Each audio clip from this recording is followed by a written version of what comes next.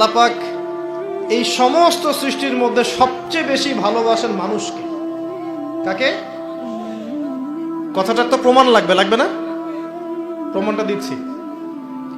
এই মহাবিশ্ব সৃষ্টি করার পর আল্লাহ পাক অনেক মাখলুক সৃষ্টি করেছেন। কিছু কিছু নাম আল্লাহ পাক আমাদেরকে জানিয়েছেন।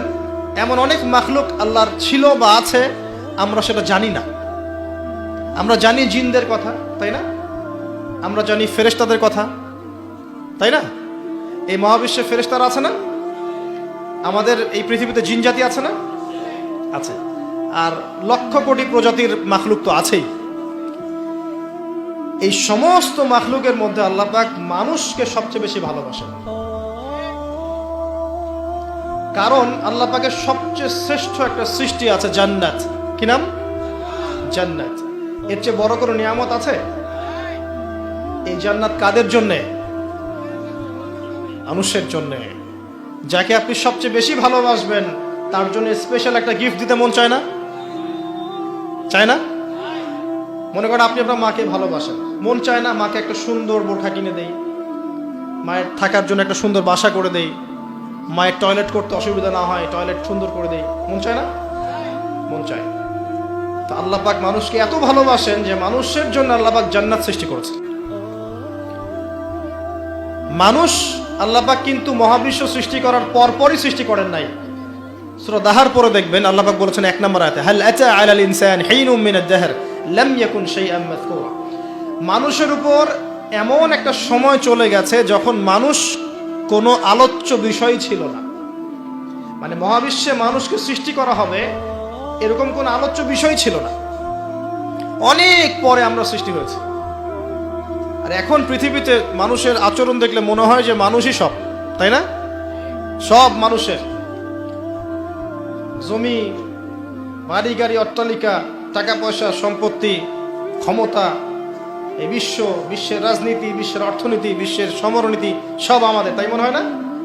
এখন মানুষের ভাব দেখলে মনে হয় যে মানুষ পৃথিবী ধ্বংস হওয়ার পরে মঙ্গলে গিয়ে থাকবে, মঙ্গল ধ্বংস হওয়ার পরে শনিতে গিয়ে থাকবে, তারপর অন্য গ্রহে, তারপর অন্য গ্রহে। এখন মানুষ বলে যে শুক্র গ্রহ আমার। মানুষ বলেছে শুক্র গ্রহ আমার। কয়দিন আগে একটা দেশ দাবি করেছে শুক্র গ্রহটা আমাদের, আরেকটা দেশ তার বিপক্ষে দাবি করেছে না ওইটা আমাদের। তো মানুষের আচরণ এখন এমন। মানুষ যে পৃথিবীতে বাস করছে এই পৃথিবী তো মানুষের না, তা মানুষের। মানুষ এসেছে এখানে কোত্থেকে? জান্নাত থেকে, আসে নাই? আমরা কি পৃথিবীর বাসিন্দা ছিলাম? আমরা জান্নাতে ছিলাম। আমাদের পিতামাতা কোথায় ছিলেন? জান্নাতে। আর আমাদের আত্মাগুলো কোথায় ছিল? রুহের জগতে। এই পৃথিবীতে তো আমি এসেছি অনেক পরে, আর এখন মনে হয় সব কিছুর মালিক আমি একাই। এটা ফেরাউনি আচরণ। কিরকম আচরণ?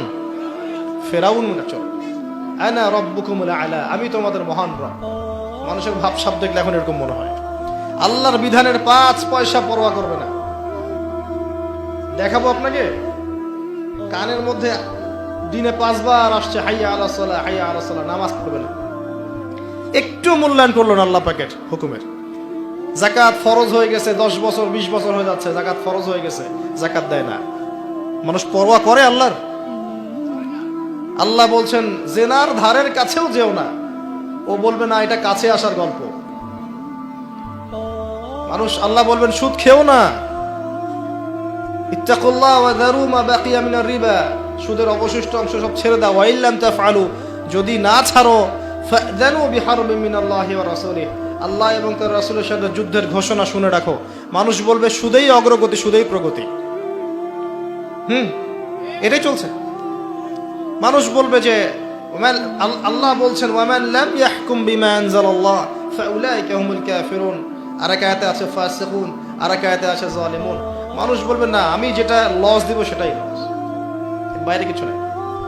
তা আমরা সত্যি আল্লাহকে পরোয়া করি? সত্যিকার অর্থে আদতে আমরা আল্লাহকে খুব একটা পরোয়া করছি না। আল্লাহকে পরোয়া করার অর্থ হচ্ছে আল্লাহর হুকুম আহকাম মেনে চলা। যদি আমি আল্লাহর হুকুম আহকামগুলো মেনে চলি তবেই প্রমাণ হবে হ্যাঁ আমি আল্লাহকে পরোয়া করছি। আসেন, মানুষকে আল্লাহ পাক সৃষ্টি করেছেন অনেক পরে। সৃষ্টি করার ঘটনাটা আল্লাহ পাক সূরা সদের মধ্যে একটু সুন্দর করে বলেছেন, মানে অন্য অন্য ঘটনার চাইতে আরো বেশি সুন্দর করে। তা আমার মত প্রতিটাই সুন্দর, এতে আমার কাছে বেশি ভালো লাগে। কারণ এখানে আল্লাহ আরেকটা শব্দ বলেছেন যেটা অন্য জায়গায় বলেন নাই। অনেক জায়গায় কোরআনে আছে মানুষকে কিভাবে সৃষ্টি করা হয়েছে, কিন্তু এই সূরার মধ্যে, সূরা সদের মধ্যে একটু ব্যতিক্রম আছে, আর একটু ভালোবাসা।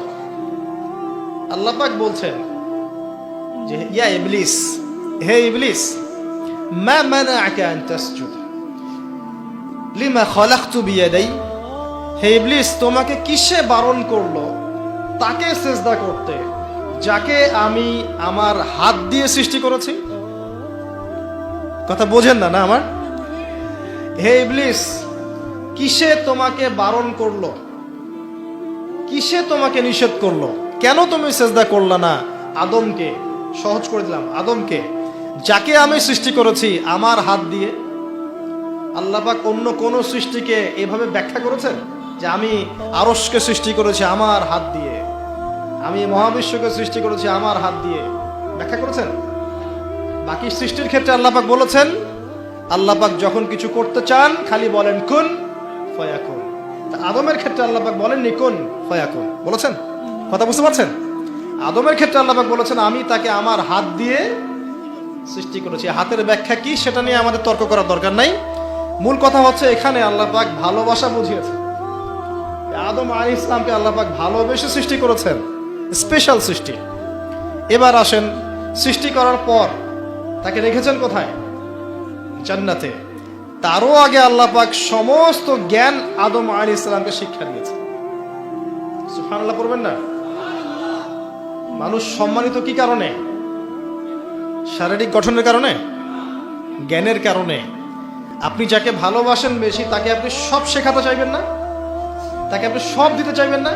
যে আমার সব তোমার জন্য, আমি তোমাকে ভালোবাসি, বলেন না? বলেন কারে কারে বলছেন জীবনে? আলহামদুলিল্লাহ, আলহামদুলিল্লাহ, শুকরিয়া। এই কথাটা আল্লাহ পাক সূরা বাকারায় বলেছেন, ওয়াল্লামা আদাম আল আসমাআ কুল্লাহা, আমি আদমকে সমস্ত বিষয়ের নাম শিক্ষা দিয়েছি। সুবহানাল্লাহ। এমন শিক্ষা দিয়েছেন যে শিক্ষা আল্লাহ পাক ফেরেশতাদেরকেও দেননি। কারণ তিনি আদম আলাইহিস সালামকে উপস্থাপন করলেন এবং বললেন যে আম্বিউহুম বিআসমাইহিম, এই নামগুলো তুমি বলে দাও। ফেরেশতারা কিন্তু বলতে পারলো না। আদম আলাইহিস সালাম বললেন ফালাম্মা আম্বাআহুম বিআসমাইহিম ক্বালা আলাম আকুল লাকুম ইন্নী আ'লামু গায়বাস সামাওয়াতি ওয়াল আরদ। আল্লাহ পাক প্রথমে ফেরেশতাদেরকে বললেন নামগুলো বলে দাও। ফেরেশতারা বলল লা ইলমা লানা ইল্লা মা আল্লামতানা, আপনি যতটুকু শিখিয়েছেন এর বাইরে আমরা জানি না। কিন্তু আদমকে বললেন আলাইহিস সালাম তুমি নামগুলো বলে দাও, তিনি সমস্ত নাম বলে দিলেন। সুবহানাল্লাহ। এবার আল্লাহ পাক বললেন আমি কি তোমাদেরকে বলি নাই যে আমি যা জানি তোমরা তা জানো না? কারণ ফেরেশতারা কি বলেছিল আগে? আতাজআলু ফিহা মান ইউফসিদু ফিহা ওয়া ইয়াসফিকু দিমা, আপনি কি এমন কোন সৃষ্টি পৃথিবীতে পাঠাতে চাচ্ছেন খলিফা করে যে পৃথিবীতে ফাসাদ সৃষ্টি করবে আর রক্তপাত ঘটাবে? ফেরেশতারা নেগেটিভ কথা বলেছিল। আল্লাহ পাক সেই ফেরেশতাদের সামনেই আদম আলাইহিস সালামকে সম্মানিত করলেন জ্ঞানের মাধ্যমে। কিসের মাধ্যমে?